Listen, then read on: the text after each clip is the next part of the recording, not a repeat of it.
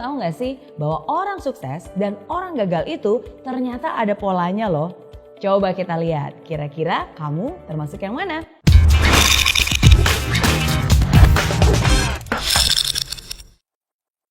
Apakah kamu ingin sukses? Pastilah, siapa juga yang gak pengen sukses?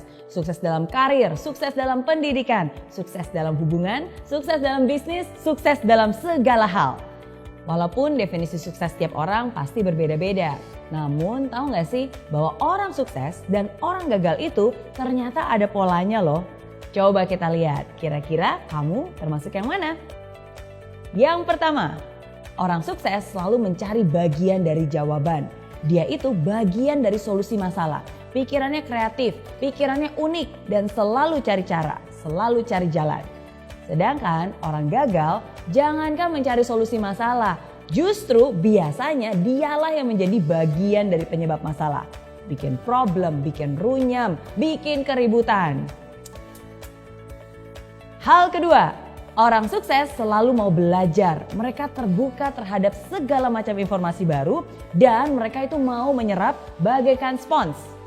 Orang gagal biasanya mereka merasa sudah pintar. Ya, merasa sok pintar. Nggak butuh informasi. Ya, udah tahu.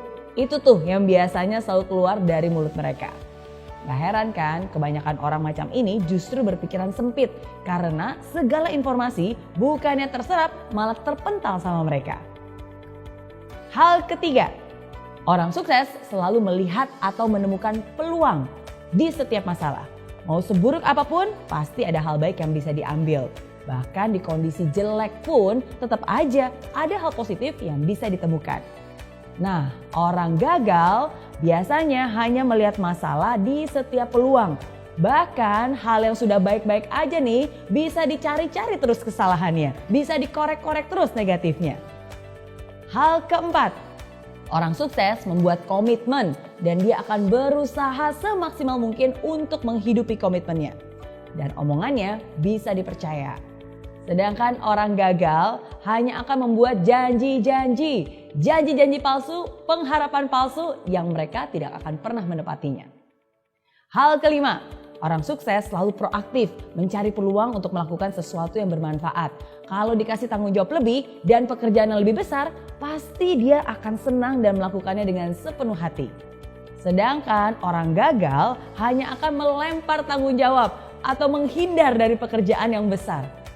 Jangan deh, ntar kerjaan nambah. Aduh, jangan deh, ntar waktu lemburnya nambah, ntar stresnya yang nambah. Itu komentar orang-orang gagal. Hal keenam, orang sukses suka membantu orang lain. Dia nggak takut kompetisi. Bersama-sama mereka bisa raih kemenangan. Karena orang sukses yakin bahwa kesuksesan itu bisa dicapai dengan lebih mudah bila dilakukan bersama-sama. Saling bantu-membantu untuk bisa meraih impian yang dicita-citakan. Sedangkan orang gagal nih cenderung meraih kemenangan dengan cara menjatuhkan orang lain. Hal yang dipikirkannya adalah, gimana ya caranya menang supaya saya bisa ngalahin orang itu? Gimana caranya supaya saya bisa naik setinggi-tingginya sedangkan orang itu bisa jatuh terinjak-injak? Dan lebih parah lagi nih, orang gagal itu selalu senang lihat orang lain susah dan susah lihat orang lain senang. Hal ketujuh, orang sukses kalau salah ya ngaku. Dia akan memperbaiki diri, dia akan rendah hati dan mau belajar lagi. Orang gagal boro-boro terima kritikan. Orang udah jelas-jelas salah aja pasti gak mau ngaku. Biasanya hanya menyalahkan orang lain. Kenapa belum sukses? Bukan salah saya. Salah bosnya, salah anak buahnya, salah istrinya, salah tetangganya. Semua salah. Kecuali dirinya sendiri.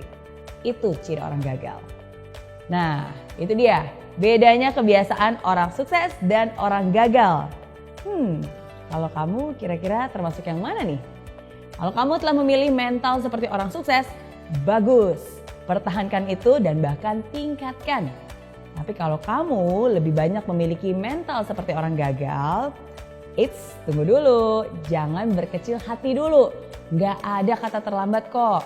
Justru sekarang ini adalah kesempatan untuk kamu bisa berusaha mengubah kebiasaan-kebiasaan lama yang tidak baik menjadi kebiasaan baru yang lebih membangun. Nggak ada kata terlambat asalkan kamu punya niat. Oke?